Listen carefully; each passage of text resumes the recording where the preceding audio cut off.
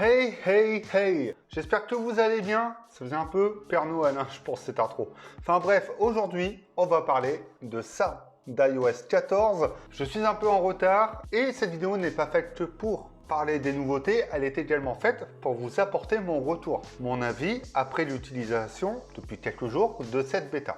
Si vous aimez cette vidéo, n'hésitez pas à la liker, à la partager, vous abonner et à activer la petite cloche. Je sais, ça peut faire beaucoup de choses à faire, mais ça prend que quelques secondes. Et vous pouvez également me suivre sur les réseaux sociaux. Avant de commencer cette vidéo, faites attention, n'installez pas cette bêta développeur. Elle est dédiée aux développeurs et surtout, elle est buggée. Elle n'est pas encore parfaite. Il y a une bêta publique qui arrivera ce mois de juillet, pas de date précise, mais ce qui est sûr, c'est qu'elle arrivera et là, vous pourrez l'installer, elle sera un peu plus sûre. Sinon, il faudra attendre cet automne.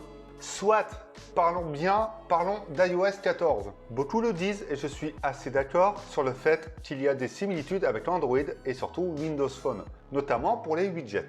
Les deux OS sont à maturité, je pense que cette guerre est terminée, il n'y a plus de points positifs ou négatifs d'un côté ou de l'autre. Aujourd'hui, on a deux OS avec Android et iOS complets de chez complet. Et c'est normal qu'il y ait beaucoup de choses qui se ressemblent. Et c'est à la sauce Apple, on regarde le schéma d'iOS, on regarde cette forme d'icône pour les widgets avec les ongles arrondis, etc. Donc on ne peut pas se perdre. Et ces widgets, on commence avec. Je les trouve super pratiques. Ça fait longtemps qu'on souhaitait les voir et pouvoir les mettre sur l'accueil et c'est désormais chose faite. L'accessibilité visuelle est intéressante et il ne faut pas se mentir, ça fait longtemps que ça devait arriver. Ça permet de jeter un œil simplement, efficacement sur ce que l'on souhaite voir. Ils peuvent être mis sur l'écran d'accueil ou même sur la page de gauche où il y avait les anciens widgets. On a quand même quelque chose de plus harmonisé et de plus sympa au visuel. Pour en mettre un, c'est simple, appuyons sur un espace vide ou sur le widget et on clique sur le petit plus qui s'affiche en haut à gauche. À partir de là, on a trois tailles différentes, il n'y a pas d'autre choix, mais les trois formats différents sont plus ou moins complets. Ça laisse du choix quand même. La seule petite chose, enfin j'en ai même deux, c'est que j'aurais aimé avoir une meilleure dynamique, c'est-à-dire comme sur Windows Phone avec cette espèce de pop-up dynamique qui s'active automatiquement lors d'une mise à jour, etc. Ça aurait été très sympa parce que ça aurait permis justement de ne pas avoir à checker dans l'application pour voir la mise à jour. Ça se ferait régulièrement et sur Windows, j'admets, c'est l'une des seules choses que j'apprécie. J'aurais également aimé voir une meilleure synchronisation des éléments.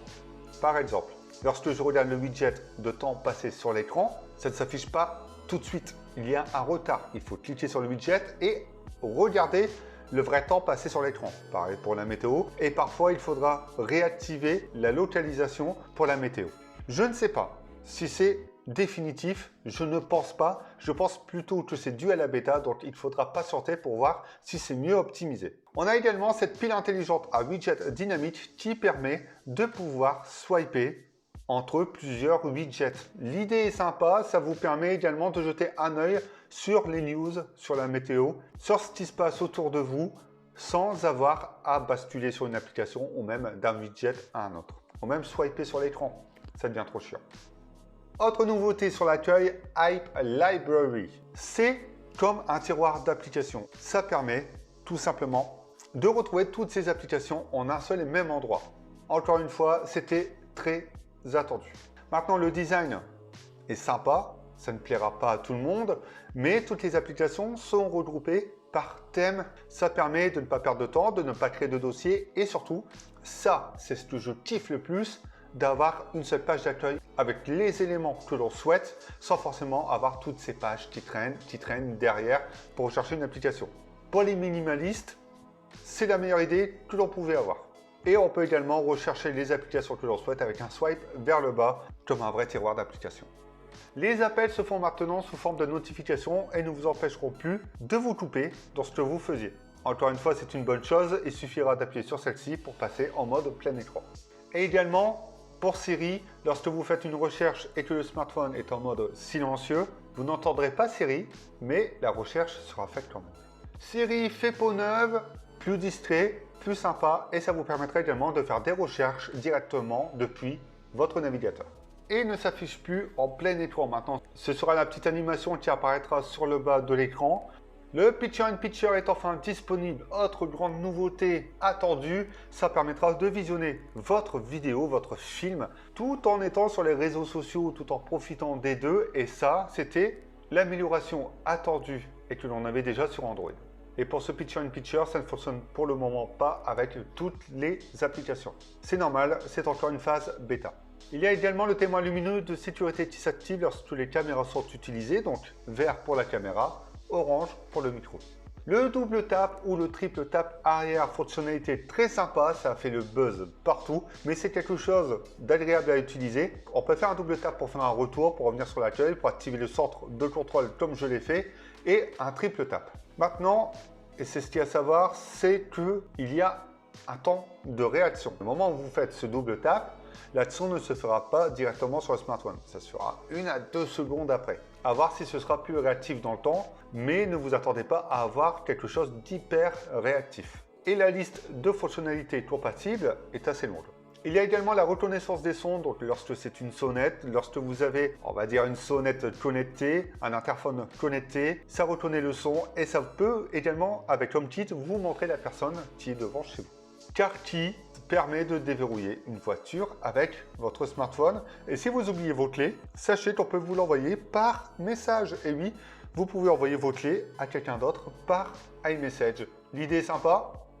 Je ne sais pas si c'est plus à sécuriser, mais pourquoi pas. Mais à mon avis, je ne pense pas que ce sera compatible avec une Peugeot 206, une R5 ou encore une Renault Twingo. J'ai un doute. Translate permet de traduire tout simplement, vous l'avez compris, des textes, des voix. C'est une application également que j'attendais. Enfin, pour ma part, je le vois sur plusieurs smartphones Android. C'était bien d'avoir une application de traduction sur un iPhone. Message, iMessage, petite nouveauté, on peut liker ou même interagir avec le message comme sur les réseaux sociaux, comme les systèmes de like. On peut également faire une recherche d'emoji directement depuis le clavier. On peut aussi créer des conversations de groupe où on peut taguer une personne pour qu'elle puisse être notifiée de votre réponse sans que tout le monde puisse voir ce message ou du moins être notifié de ce message. Ça, encore une fois, tiré des réseaux sociaux est idée vraiment sympa.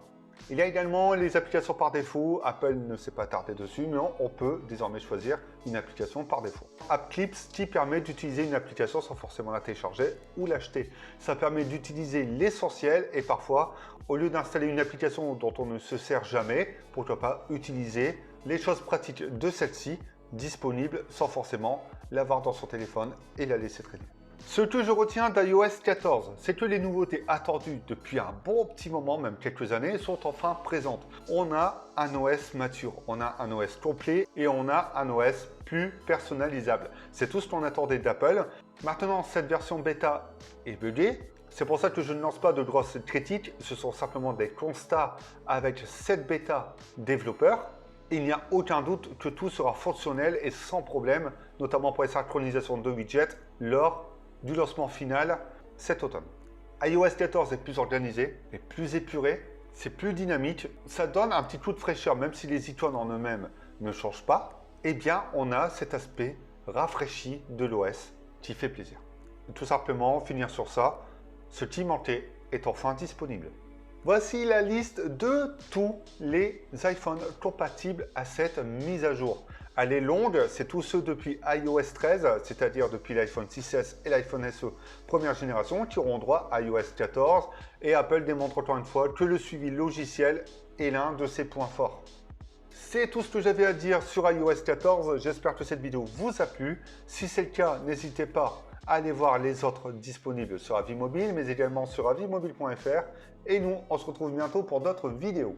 Je ne sais pas du tout si c'était vraiment la meilleure idée de dire qu'il y a des airs de Windows Phone sur cette iOS 14. Je prends le reste.